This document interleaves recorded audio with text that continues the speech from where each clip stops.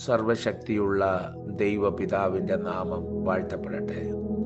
മത്തായി 5-ാം അധ്യായം 6-ാം വാക്യത്തിൽ പറയുന്നത്, നീതിക്കായി വിശന്ന് ദാഹിക്കുന്നവർ ഭാഗ്യവാന്മാർ, അവർക്ക് തൃപ്തി വരും.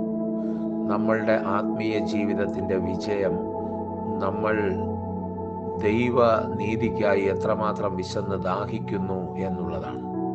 അത് തന്നെയാണ് ആത്മാവിൽ ദരിദ്രരായവർ ഭാഗ്യവാന്മാർ എന്ന് പറഞ്ഞിരിക്കുന്നതിലൂടെയും നമ്മൾ മനസ്സിലാക്കുന്നത്.